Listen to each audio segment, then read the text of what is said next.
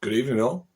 It's about 9 o'clock on a Saturday evening, on the eve of our first game back in the new rugby season. So this was kind of the whole point of starting these videos, was to get my thoughts, feelings, emotions, frustrations, all that sort of stuff out, and try and help people understand exactly what it's like to be a coach. Because as a player, it's really, really different. You get to enjoy playing with your mates, you have a few beers, you have a laugh, all that sort of stuff. And as a coach, and certainly for myself, and I'm sure for a lot of other people, it's that overthinking, everything else that kind of comes with, what did I do wrong? Should I have made those substitutes earlier? Should I have made them later? How do we get the team performing slightly better? What went right? What went wrong? And so the question you ask is, what did we learn from today? And what do we need today? And that's what we're going to look at. That's kind of the idea behind these videos, to help me understand what it's like, and also to help you guys understand what it's like to be a coach of a rugby team, of a grassroots rugby team, where a lot of things are out of your control. But I think what's really important, and one thing I've learned from today, is that positives are what you take away from a game, and negatives are what live with you until next week. And the negatives are the things that will play on my mind. They will keep going round and round and round. I realised again today that rugby is a game of moments. And the more moments that you control, and the more moments kind of go your way, the more likely it is that you're going to win that game. But it can never 100% guarantee it.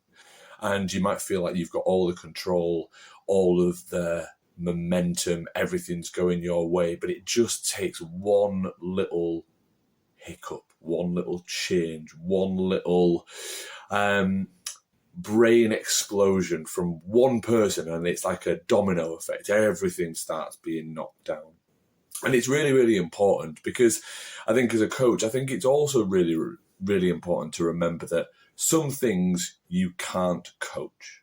And that might sound really negative, that might sound really down, but actually it's a fact, and you've got to understand that as well.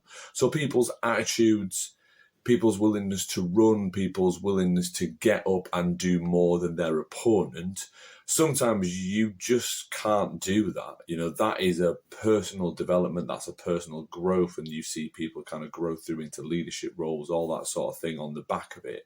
But sometimes you can put as much structure in a game plan and help people with passing techniques and tackle techniques, but if they just don't want it, you can't coach that.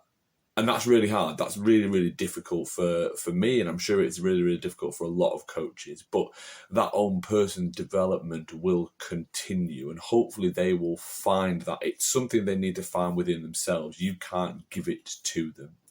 And I think lastly, obviously I said a couple of weeks ago, and I think last week as well, that I'm going to try and approach this season very differently. I'm a very emotional character. Anyone that you come across on the sidelines, or any of my players, will tell you, heart on my sleeve approach to rugby coaching, as was with my playing days as well. But actually, I think today I realised that emotional responses are okay.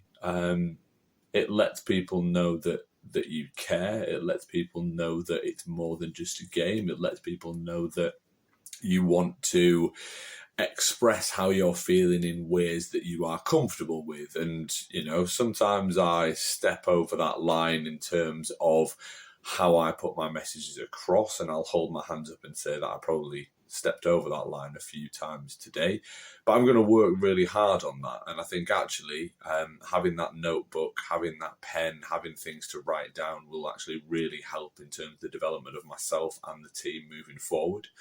So I really hope that week one went well for yourselves today. Unfortunately, in a 2-horse race, we came second, I'm afraid. But what we'll do is we'll fix up, we'll learn, we'll look at what went right, what went wrong, and hopefully next week we'll be having a different conversation.